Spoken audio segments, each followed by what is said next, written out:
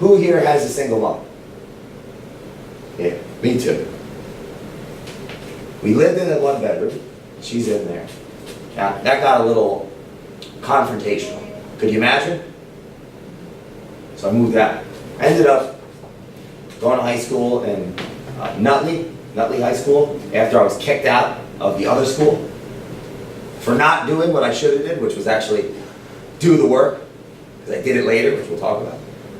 And I lived in this, my friend's house. It was a Cuban family, 3 Cuban men, and I'm Irish and Italian. Grew up not having, or seeing, modeling that behavior of a mother and a father. So let's just say that I never really knew what it was like to have a relationship, like have a conversation with another woman.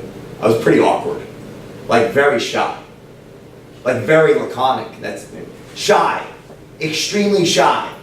Do you believe that I could have been shy? I was really shy, like uncomfortably shy. So this is the crazy part. How did I get over that? Anyone want to guess? Don't say drugs. How did I get over that? James knows. Oh wait, we got a hand. What's your name? Ronnie. Ronnie? That's my stepbrother's name. By like going out and talking more. Oh yeah, to the point where it annoyed people. Now there was something that happened before that, and it ties into why you're here. One day, so I started working at it 12 years old, and we're gonna get back to like why. So by 17, I was pretty muscly, like more than that. I was really into it. So the opposite sex did start talking to me, but I didn't know what to do with that. It's awkward. So it wasn't enough at all. One day I bring over a date, and she was a really pleasant girl. The owner of the house, right, my friend's father, was Cuban, he was real like suave, was like, Jet, what are you doing with that girl? You guys don't really mesh. She doesn't really have much in common with you, you don't have much in common with her. And I'm like, I'm not good at dating, this is all I got. So this is what happened. It was like in the movies, like when someone gives someone the knife, like the sword. He gave me 30 hours of dating tapes. Woo! Bang bang. Yo! Now listen to this. It's not about dating to date. It's about if you're afraid to talk to the opposite sex, you may never meet your soulmate. You're in the Starbucks and there's this beautiful woman or this beautiful guy, or maybe it's not about looks, it's like you see through them, you know? I want to talk to that person. And then you're like, I can't do that. Oh my God, that happens all the time, doesn't it? Has that happened to you? What's your name? Alvin. You never know, maybe it happens. Gee, every day. So, it was awful. Alvin, we got this.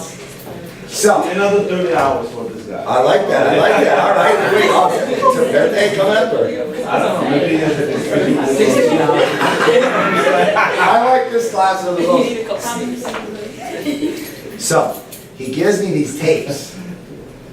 And every day, when I went to, now I'm like a super senior, I was like, oh, back there crazy. I wasn't doing what I did after school, which was actually study, like a lot. So I was 18 now. And every day I drove to school about 20 minutes, and I listened to these tapes.